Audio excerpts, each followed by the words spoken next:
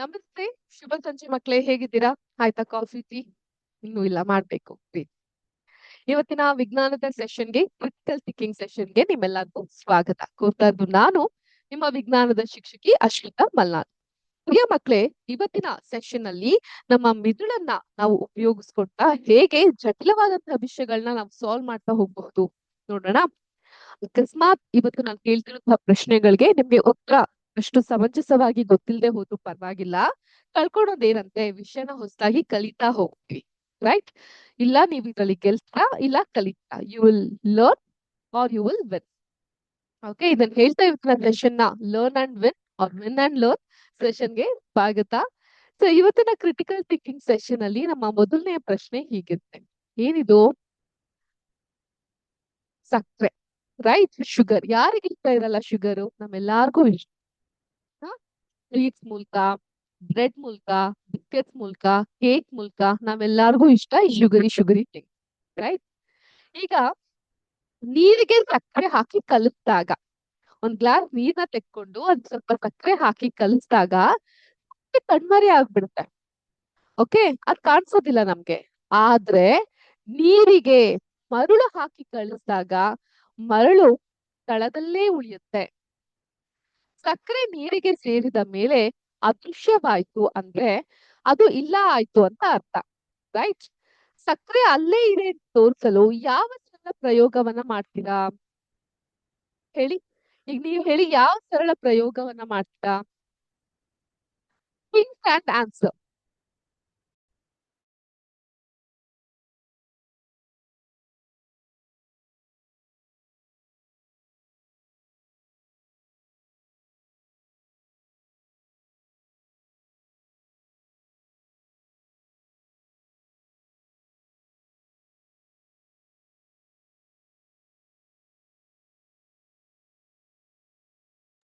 ಯೋಚನೆ ಮಾಡಿದ್ರಾ?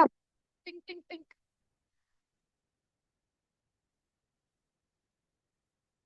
ಈ ಜ್ಯೂಸ್ ಪೌಡರ್ಸ್ ಗಳು ಬರುತ್ತೆ ಗೊತ್ತಾ?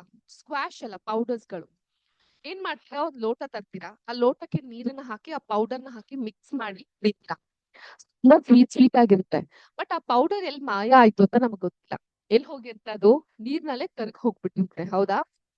ಸರಿ, ಹಾಗಿದ್ರೆ ಈ ಶುಗರ್ ಕೂಡ ನೀರ್ನಲ್ಲಿ ಎಲ್ಲಿ ಹೋಗಿತ್ತು? ಅರ್ಥ ಮಾಡ್ಕೊಂಡ್ವಾ? ಯೋಚನೆ ಮಾಡ್ತಾ can we all get look at the answer? ನಾ ಹೇಳದ್ನ ಸಮಾಧಾನವಾಗಿ ಕೇಳಿಸ್ಕೊಳ್ಳಿ. ಇನ್ನೊಮ್ಮೆ ಪ್ರಶ್ನೆ ನಿಮ್ಗೋಸ್ಕರ ಓದ್ತೀನಿ. ನೀರಿಗೆ ಸಕ್ಕರೆ ಹಾಕಿ ಕಲಿಸಿದಾಗ ಸಕ್ಕರೆ ಕಣ್ಮರೆ ಆಗುತ್ತೆ. ಆದ್ರೆ ನೀರಿಗೆ ಮರಳು ಹಾಕಿ ಕಳಿಸಿದಾಗ ಮರಳು ಸ್ಥಳದಲ್ಲಿ ಉಳಿಯುತ್ತೆ. ಸಕ್ಕರೆ ನೀರಿಗೆ ಸೇರಿದ ಮೇಲೆ ಅದೃಶ್ಯವಾಯ್ತು ಅಂದ್ರೆ ಅದು ಇಲ್ಲವಾಯ್ತು ಅಂತ ಅರ್ಥವೇ? ಕ್ವೆಶ್ಚನ್ ಮಾರ್ಕ್ ಇದೆ, ಅದಿಲ್ಲ ಅಂತ ಅರ್ಥನಾ? ಸಕ್ಕರೆ ಅಲ್ಲೇ ಇದೆ ಅಂತ ತೋರಿಸಲು ಯಾವ ಸರಳ ಪ್ರಯೋಗವನ್ನ ಮಾಡ್ತೀರಾ? ಅದೆಲ್ಲೂ ಹೋಗಿಲ್ಲ, ಅಲ್ಲೇ ಇದೆ ಅಂತ ಅರ್ಥ ಮಾಡ್ಕೊಳಕ್ಕೆ ಯಾವ ಎಕ್ಸ್ಪೆರಿಮೆಂಟ್ ಮಾಡಬಹುದು ನೋಡೋಣವಾ? ಸಕ್ಕರೆ ಇಲ್ಲವಾಯ್ತು ಅನ್ನೋಂಥ ಅರ್ಥ ಖಂಡಿತ ಇಲ್ಲ. ಅದು ನೀರಿನಲ್ಲಿ ಸಂಪೂರ್ಣವಾಗಿ ಕರಗಿ ಸಣ್ಣ ಸಣ್ಣ ಕಣಗಳಾಗಿ ಹಂಚಿ ಹೋಗಿದೆ. ಕಣಗಳು ಆಟಮ್ಸ್, ಓಕೆ, ಅದು ತುಂಬಾ ಚಿಕ್ಕ ಚಿಕ್ಕದಾಗಿ ಹಂಚಿ ಹೋಗಿದೆ. ಸಕ್ಕರೆ ಕಣಗಳು ನೀರಿನ ಕಣಗಳ ನಡುವಿನ ಖಾಲಿ ಜಾಗದಲ್ಲಿ ಸೇರಿಕೊಳ್ಳೋದ್ರಿಂದ ನಮ್ಗೆ ಅದು ಬರಿ ಕಣ್ಣಲ್ಲಿ ಕಾಣಿಸೋದಿಲ್ಲ. ಸಕ್ಕರೆ ನೀರ್ನಲ್ಲೇ ಇದೆ, ಆಯ್ತಾ? ಏನಾಗುತ್ತೆ, ಈ ವಾಟರ್ ಮಾಲಿಕ್ಯೂಲ್ಸ್ ಎರಡು ಸೊನ್ನೆ ಹಾಕಿದಾಗ ವಾಟರ್ ಮಾಲಿಕ್ಯೂಲ್ಸ್ ಮಧ್ಯೆ ಹೋಗ್ಬಿಟ್ಟು ಆ ಸಕ್ಕರೆ ಕುತ್ಕೊಳ್ಳೋದ್ರಿಂದ ನಮ್ ಬರಿ ಕಣ್ಣು ಕಾಣಿಸಲ್ಲ. Directly you can't see out of our eyes. ಅದೇನಿದ್ರು ಮೈಕ್ರೋಸ್ಕೋಪಿಕ್, ಸೂಕ್ಷ್ಮ ದರ್ಶಕದ ಮೂಲಕ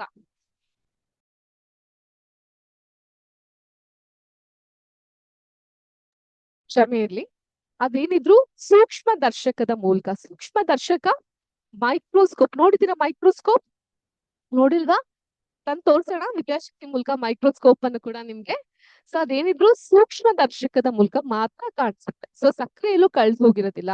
ಆಕ್ಸಿಜನ್ ಮಧ್ಯೆ, ಫಾರ್ ಎಕ್ಸಾಂಪಲ್ ಇದೊಂದು ಆಕ್ಸಿಜನ್, ಇದೊಂದು ಆಕ್ಸಿಜನ್, ಇದೊಂದು ಆಕ್ಸಿಜನ್.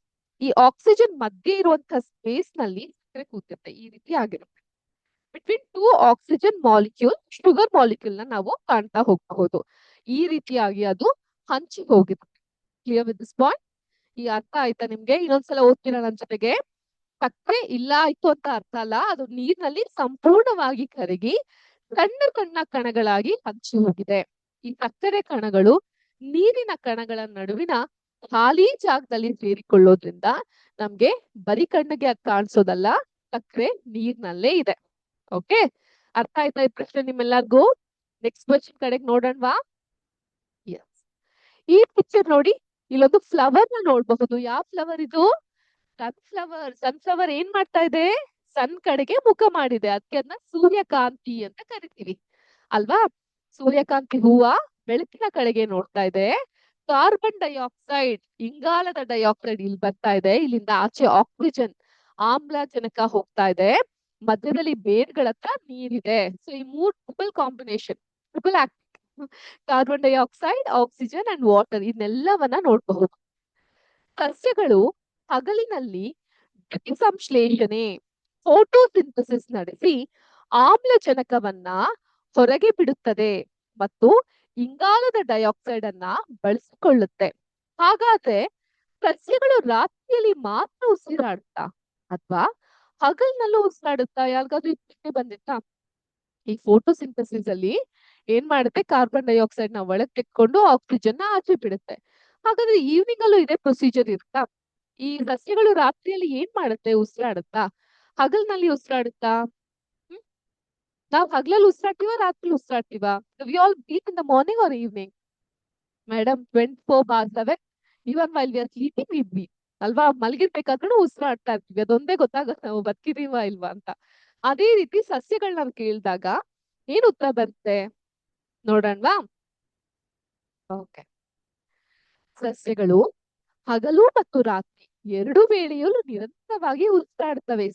ಸೇಮ್ ನಮ್ ತರಾನೇ, ಸೇಮ್ ಪಿಂಚ್. ಉಸಿರಾಟ ಅಂದ್ರೆ ರೆಸ್ಪಿರೇಷನ್ ಅನ್ನೋದು ಪ್ರತಿಯೊಂದು ಜೀವಿಯ ನಿರಂತರ ಕ್ರಿಯೆ. ಉಸಿರಾಟದ ಮೂಲಕವೇ ಜೀವಿಗಳಿಗೆ ಶಕ್ತಿ ಸಿಗುತ್ತೆ. ಈ ವಿಷಯ ಗೊತ್ತಾ ನಿಮ್ಗೆ?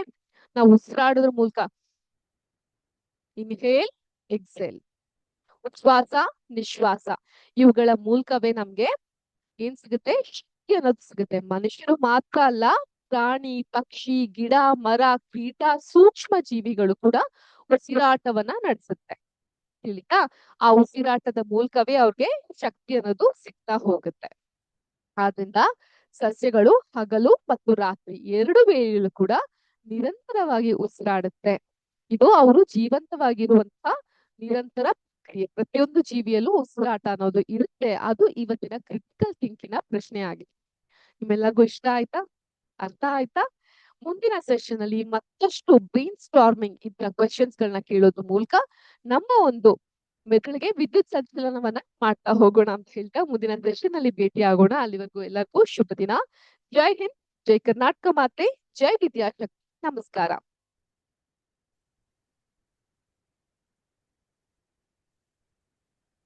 Thank you ma'am.